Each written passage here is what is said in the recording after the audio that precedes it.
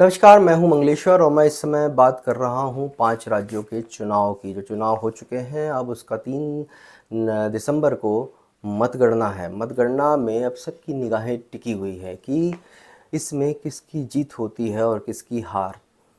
मतगणना के 2 दिन पहले ही एग्ज़िट पोल आ चुके हैं, लेकिन एग्ज़िट पोल पर भी लोगों को शक है। शक क्या, जो जिस प्रकार से एग्ज़िट पोल बता रहे हैं आंकड़े, उसको देख के सभी हैरान हैं। यहाँ तक कि राजनीतिक पार्टियाँ भी हैरान हैं कि किसी को बढ़त दिखाई जा रही है, किसी को बिल्कुल डाउन बताया जा रहा है। यहाँ तक कि कुछ एग्ज़िट पोल जो है मीडिया हाउसेस के, उन्होंने जो एग्ज़िट पोल मतलब कराया, उसमें उन्होंने बताया कि सीधी-सीधी बीजेपी को जीत का मतलब सेहरा पहना दिया है। लेकिन कहीं-कहीं ये भी अचंभा किया जा रहा है कि अचानक मतलब ऐसे कैसे इतना मतलब बीजेपी को मतलब जीत मतलब मिल सकती है। तो कहीं न कहीं ये जो आंकड़े भी हैं चौंकाने वाले हैं और अब सबकी निगाहें मतलब असली एग्ज़िट पोल जो है 3 दिसंबर का जब मतगणना शुरू होगी, उसमें ही पता चल पाएगा कि किस पार्टी को कितना वोट मिला है और इसमें किसकी जीत, किसकी हार होती है। मध्य प्रदेश की बात करूँ तो 30 सीटों पर मतलब जो चुनाव हुए हैं, तो उसको लेकर बड़ी ही असमंजस की स्थिति बनी हुई है, क्योंकि इस बार जो शिवराज सिंह चौहान जो थे, उन्होंने जो लाडली बहना योजना का जो मतलब गेम खेला था सबसे बड़ा, और इसको लेकर काफ़ी बीजेपी सीएम से लेके बीजेपी के सारे कार्यकर्ता, सारे मतलब जो पदाधिकारी हैं पार्टी के, बड़े ही आशान्वित हैं कि इस योजना से उनको लाभ होगा।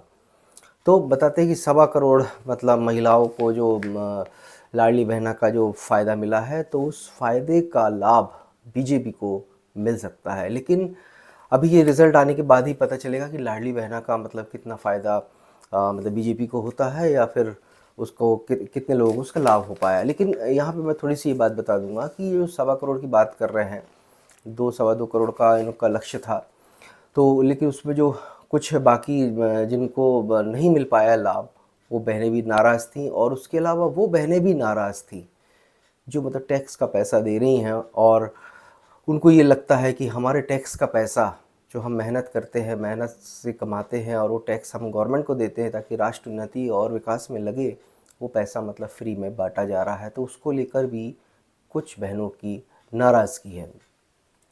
और कांग्रेस की बात करूँ कि इस बार जो मतलब कांग्रेस जो मध्य प्रदेश में थी, कमलनाथ उसको मतलब लेकर बड़े ही आशान्वित हैं, और सारा मतलब अगर बीजेपी अगर हारती है और अगर कांग्रेस अगर जीत जाती है, तो सारा श्रेय मतलब कि कमलनाथ को ही मिलेगा, क्योंकि कमलनाथ ही इस पूरे चुनाव के कर्ता-धर्ता और हेड लीड मतलब कमलनाथ ही कर रहे थे।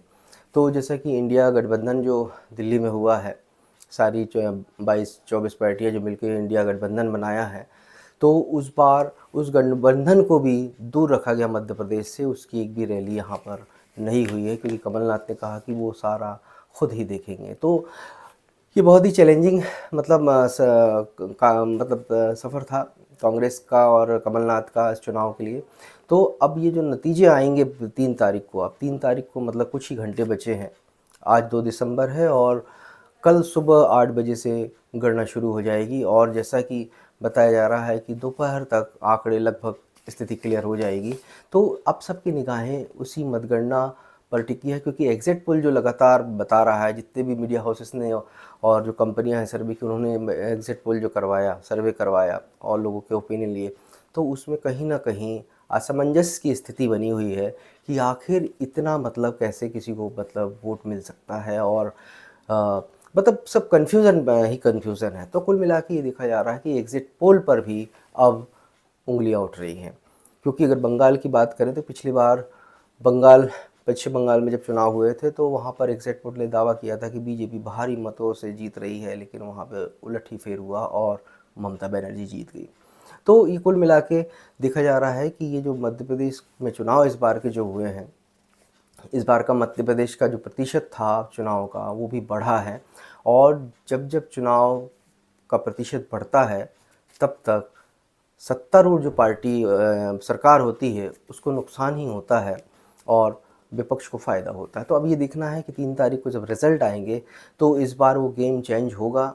सत्तारूढ़ पार्टी दोबारा इसमें आती, क्योंकि इस बार मतलब अगर हो जाता है तो शिवराज सिंह चौहान के लिए खुशी की बात तो है, लेकिन दुख भी उनको होगा, क्योंकि इस बार जो बीजेपी ने जो मतलब कड़ा कदम उठाया था कि इस बार सारी बागडोर जो थी, तो भारतीय जनता पार्टी की जो वरिष्ठ नेता हैं अमित शाह, उन्होंने ही बागडोर संभाली हुई थी, उनकी टीम पूरी लगी हुई थी और सारी निगरानी उनकी थी। और इस बार जो चुनाव लड़ा गया है वो शिवराज चौहान न लड़के पीएम जो मतलब नरेंद्र मोदी हैं वो लड़ रहे थे। पीएम मोदी आगे थे, उनका चेहरा आगे था। सारे अगर देखा जाए प्रसार के दौरान सीएम की जगह पीएम मोदी ही थे। यहाँ के तक कि मतलब शिवराज की जो लाडली योजना जिसकी बात कर रहे हैं भारतीय जनता पार्टी के लोग, वो योजना का भी जिक्र कहीं नहीं किया गया। बताओ, कहीं कहीं किया गया है लेकिन शिवराज का जिक्र कहीं नहीं था। यहाँ तक कि बता दिया जाए कि शिवराज सीएम की दौड़ से मतलब लोगों को ऐसा लगा कि वो सीएम की दौड़ से ही बाहर है।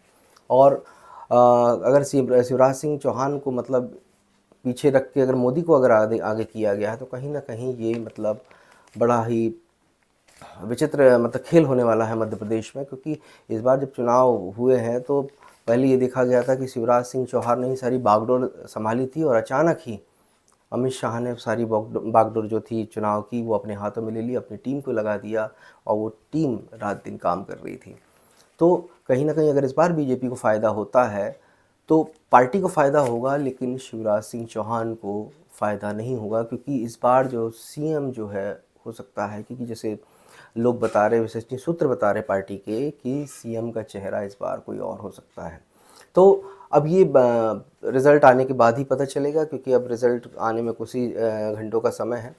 तो तभी क्लियर हो पाएगा कि आखिर ये मतलब बीजेपी को फ़ायदा हो रहा है या कांग्रेस को। लेकिन इस बार जो लोगों में जो गुस्सा था सरकार के प्रति, जो मतलब बेरोज़गारी, शिक्षा और जो दुनिया भर की चीज़ें हुई हैं, तो पब्लिक में गुस्सा तो था, लेकिन उस गुस्से को मतलब दरकिनार कर दिया गया। लोगों के मन को नहीं पढ़ा गया, लोगों को मतलब नज़दीक से जानने की कोशिश नहीं की गई। तो यही जो गुस्सा था वो वोट प्रतिशत जो बढ़ा है उसमें निकला है पब्लिक का। और लोगों को तो ये लग रहा था कि प्रतिशत बढ़ने से सत्तारूढ़ को फ़ायदा होगा या विपक्ष को फ़ायदा होगा। लेकिन यहाँ पे एक चीज़ मैं और बता दूँ कि इतना होने के बावजूद भी पब्लिक ने ये बताने की कोशिश नहीं करी, जो मतदाता मत डालने गया अपना कीमती जो संवैधानिक अधिकार है उसका, उसने किसी को यहाँ तक हवा भी नहीं लगने दी कि वो किसको वोट दे रहा है। तो कुल मिला के ये देखा जाए कि इस बार का जो चुनाव हुआ है बड़ा ही सीक्रेट था, या जिसको बोला जाएगा सीक्रेट साइलेंस था। किसी को खबर भी नहीं थी कि मतलब जो वोटर्स है वो मतलब मन में क्या रख के गया है, और जब वो वहाँ पर ईवीएम की बटन दबाने गया तो उसने क्या सोच के मतलब किस पार्टी को वोट दिया है। तो अब ये 3 तारीख को हम देखेंगे असली गणना। तभी गणना होने के बाद असली नतीजे सामने आ पाएंगे, क्योंकि एग्ज़िट पोल कहीं ना कहीं कंफ्यूज एग्ज़िट पोल के जो नतीजे दिखाए जा रहे हैं वो कहीं ना कहीं कन्फ्यूज़न पैदा करने वाले हैं। तो असली जो एग्ज़िट पोल जो होगा वो 3 तारीख को होगा। तो हम 3 तारीख तक का इंतज़ार करते हैं। कुछ ही घंटे हैं और कुछ ही घंटों में जब काउंटिंग शुरू होगी तब पता चल पाएगा कि आखिर नतीजे क्या थे। तब तक के लिए आज्ञा दीजिए। जबलपुर से ट्राइबल टाइम्स के लिए मंगलेश्वर।